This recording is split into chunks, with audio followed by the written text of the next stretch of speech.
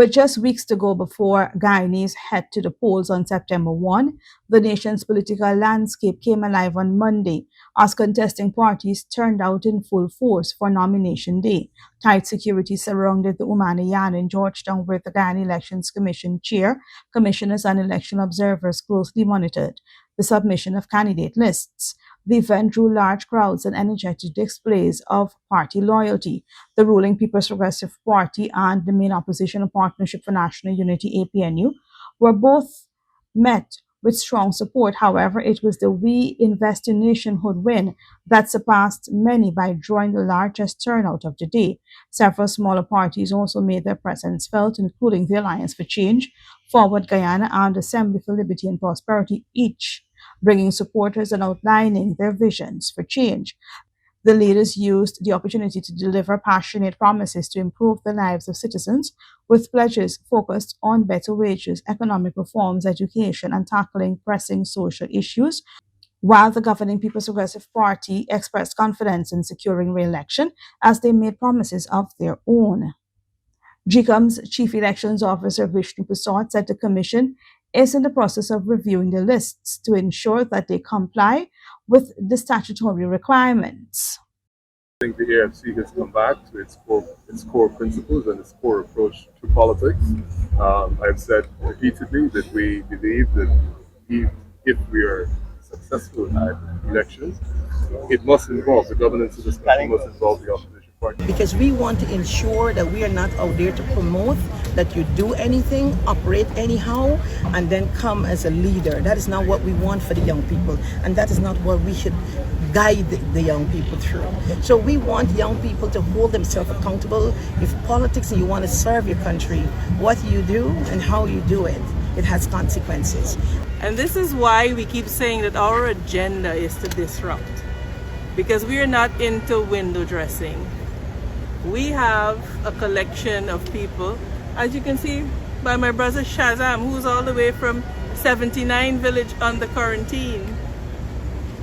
So we'll not do the optics for the optics' sake. What we're looking for are people with the spirit and the heart to forward the agenda that we have for Guyana.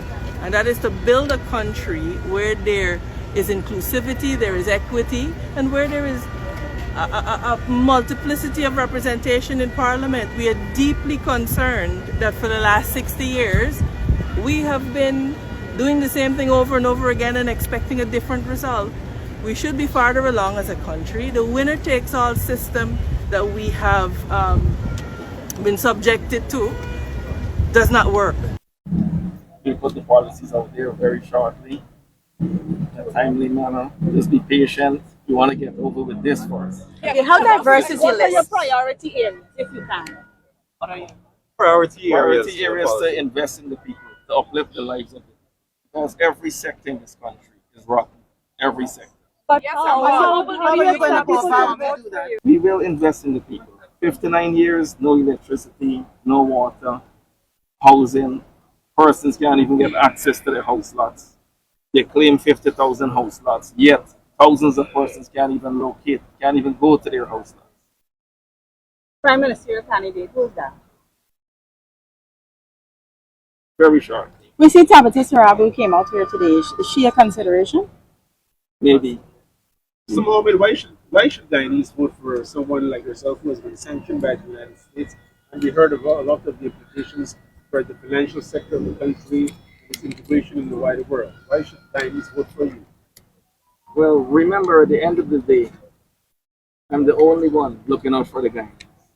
I'm the only one representing. So that is why the Guyanese, they believe in me and they trust me to be the leader for them. You're facing serious accusations by the U.S. government, which led to those sanctions. What can you say to people to convince them that they should still give you their vote? Well, at the end of the day, most likely everything will be approved here. So do you think those sanctions matter? The sanctions matter when it comes to my businesses. Mohammed's Enterprise and Paddy's World Incorporated. Do you think you're putting Ghana at risk?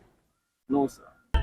So we have what I would call a well-balanced list. A well-balanced list. It has some grassroots people as well, because we believe there is need to be in touch with the average person. You have the professional persons, you have political experience, you have youth. And it is our sincere hope that this conversation of people will allow us to run the country effectively. Out there, what have you seen? When you look at our rally, what have you seen? They are galvanized. Our supporters know politics, understand politics. Our supporters know we have been in the field from 2021 coming right down. So we were in touch and we are well aware that our supporters are energized. While people might want to talk about who left, we're looking forward and we have a strong team. I believe we have the best team in the race. Is that as I spoke about continuity in our list. You will see that there's a deliberate attempt here by the People's Progressive Party, not only about uniting and everything that the leader of the list spoke about, but more importantly, this is about preparing the next generation of leaders. This is about giving the next generation of leaders exposure, experience, because we believe in Guyana.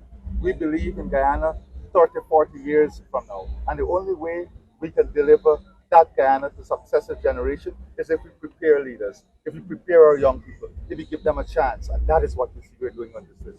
So the large victory can be assured because we have grown in every single community in this country. Every single community among every race. Everyone is included, and that shows.